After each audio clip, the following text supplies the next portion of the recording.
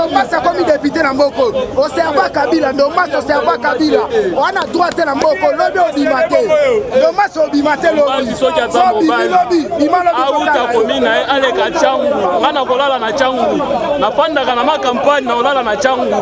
Akomona ngata mona moto na balabala na lakie. Député national. Asa la bourgeois député national. Il y a député national. Un député national.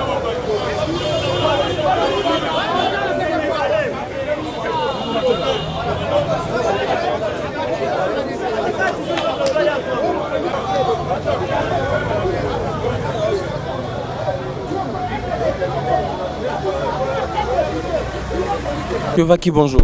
Bonjour camarades. On a vu votre présence ici à l'hôtel de ville pendant que c'était prévu que nos amis de la Mouka viennent à la rencontre du gouverneur pour fixer des modalités concernant la marche de demain. Qu'est-ce qui motive votre présence ici en ce lieu?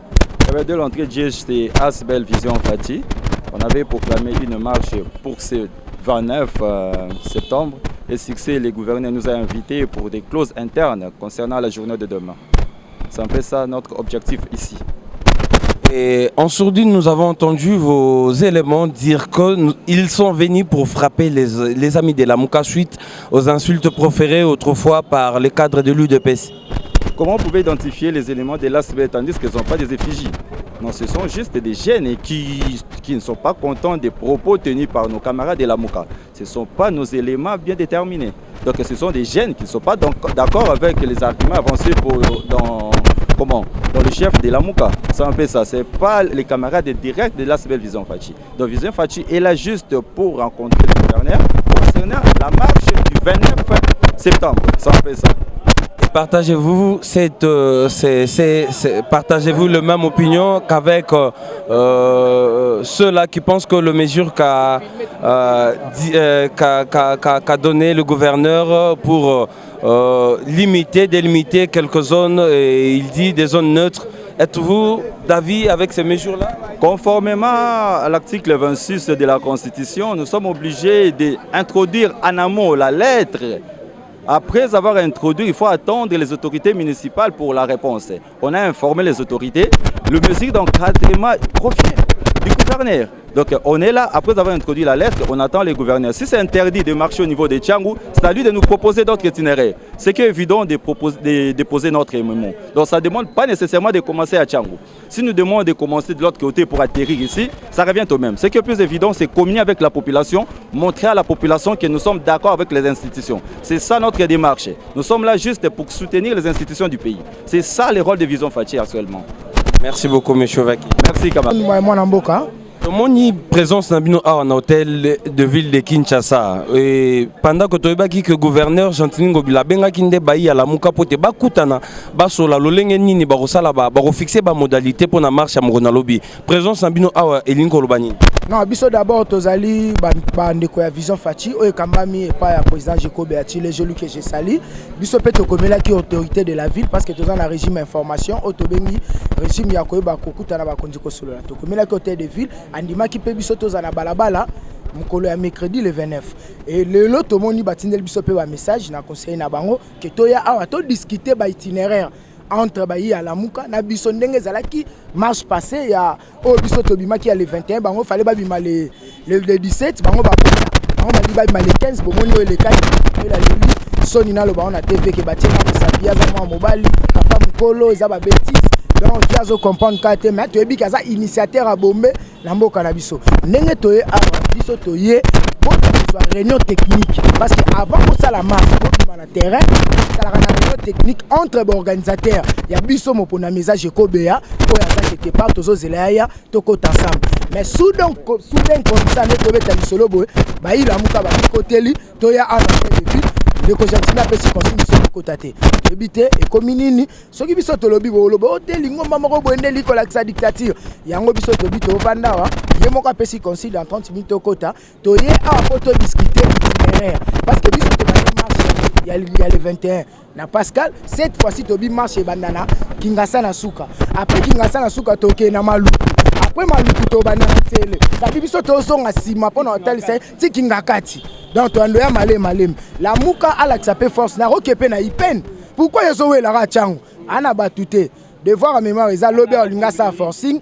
La police a recadré en cause la communauté internationale, communauté batienga misapi. Donc vieux fois comprendre le quoi là. Vieux politique quoi ça là, tu es bien ça politique to bengango, il y a rapport de force, il y a zo kanzaza face ya bana basi. Biso tozali mibali, eza bitumba mibali. Ataya leli, ay ba ke biso to conserver pouvoir. Mais balobi présence na bino eza pour na robeta bande quoi la muka suite à insulto basala ki na Augustin Kabuya. Bango bazaka na problème na bango ko kosela Augustin Kabuya za IDPS, o eza IDPS te, ngana peuple congolais.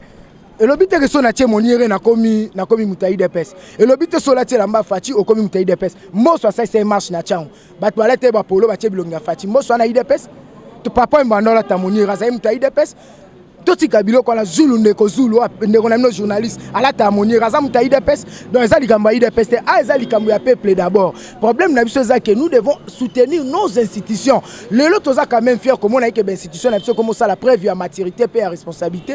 Tozo kende na automona. Bakangi ministre IGF sali rapport na ye to moni pe que tolo ba ministre ba longoli ba remplacer to moni pe que ba cours et tribunaux et ça ma musala ndenge lobby moko ekufi 53 ans le lezo sala passe esika Kabila vanda o se kabiso muzitu na failo ba boma na mboka esika moko ba komi ba opposant ba telemela Tshisekedi maintenant histoire ya robundela moko yo eza famille Tshisekedi nde bundela moko ndeko Félix ana histoire Matondomingo ana histoire Matondomingo to c'est la chose gentini ti yezo ya ça est belé penza devant hôtel de ville pendant que tu baki ezaki penza rendez-vous ya bande kwa lamuka bino pe raison na bino ezali bon biso pe toye awa pona ko répondre na appel ya gouverneur parce que comme il y a principe avant de organiser marche il faut boya bosa la réunion technique na ici à marche wana nde ba oyebisa bino ke bino bozwa lemba ba oyo bozwa matete donc gouvernement de encadre la marche c'est pourquoi toza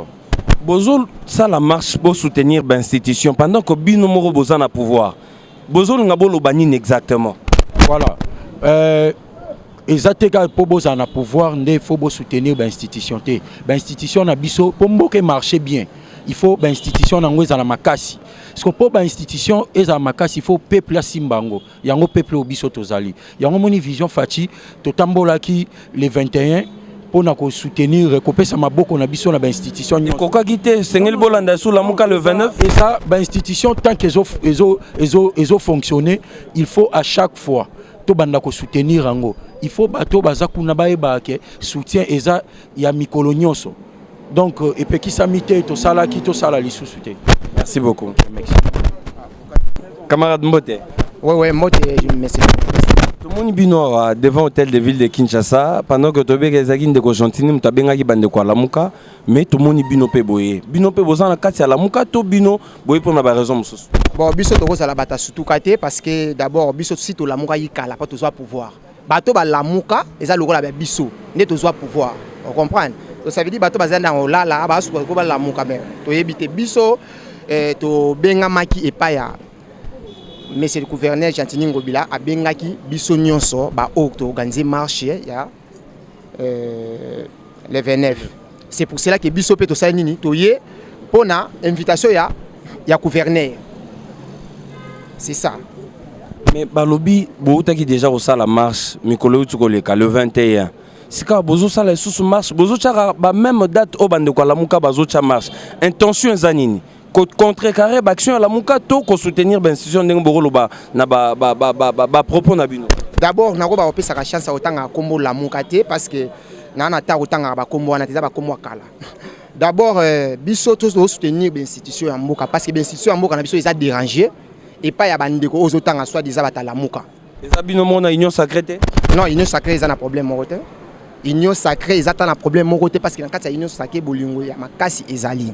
Problème est que batu oyo ya ngambo wana bazo lukake babundisa l'institution ya mboka eko ya poki bango ba récupérer biso siko rôle na biso na tant que d'abord peuple toza wana po biso ni tosala ke to tia président Félix Antoine Tshilombo Tshisekedi oto benga ganga film to biso ni to peuple ne to tia azala wana afanda wana aumela wana même atina 2009 afanda na ye donc biso ni to tia on comprend donc ça veut dire tant que tozo mona ba dongolo misu bazo telema pona ko luka ko bebisa mémoire ya peuple congolais biso to ko zo atteindre tikela bango te quand même biso en tant que peuple to wana côté mais la bateau baza contre pouvoir parce que ça pouvoir peuple mutapesi to moni mo be individu moko mo ekiri bato moko boyi balima bana ko bima po bana ko tia ba institution mal à l'aise biso siko to sala ke ba institution wana efanda il faut que biso to bima ka pona ko défendre yango tangu nyonso oyo to ko kuta bangunia bazo lukaki ba bunisa ba institution mboka na biso pe to ko bana ko telema wana